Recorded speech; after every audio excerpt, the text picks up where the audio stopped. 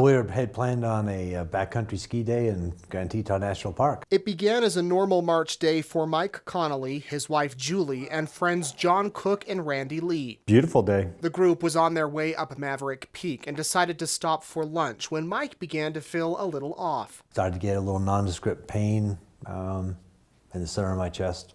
I thought it was indigestion. I thought maybe I was hungry. After eating some food, the experienced 61-year-old skier went to adjust his ski. That's when he became lightheaded and rolled onto his side into the snow. And I sat there for a few minutes. Maybe it seemed like a few minutes. It probably wasn't that long. And I said, I think I'm having a heart attack. Things changed rapidly at that point. Miraculously, Julie was able to get a cell phone signal, and her 911 call was routed to Grand Teton National Park. We determined that he very well could be having a cardiac event. Grand Teton Park officials immediately contacted Teton County Search and Rescue, who initiated their helicopter.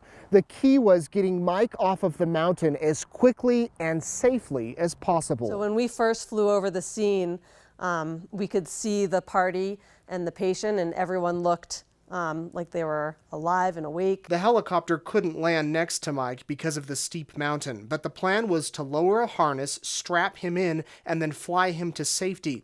But as Mike began preparing for the flight, things drastically changed fast. Got this kind of, it's an strange feeling. It's kind of a flushing, really lightheaded feel, and I just fell over into the snow. Randy and I rolled Mike over and started CPR. The helicopter came back, ready to pick Mike up, and that's when the crew realized something wasn't right. I can see this up and down motion, and it was just my heart sunk, and I was like, oh no. The chopper left again and went to a landing spot where a doctor and medic could fasten themselves to a rope and ride in, hooked to the helicopter, until they could unhook from the rope on the mountain. They drop those two off and they come running over through the snow. The doctor used a defibrillator on Mike, and after several long minutes, his heart began beating on its own. I don't remember if it was Scott or Will yelling in my face, "Can you hear me? Can you hear me?" The emergency crew loaded Mike into a cradle attached at the end of a rope from the chopper. He was transported to another medical helicopter where he was then flown to Ermac.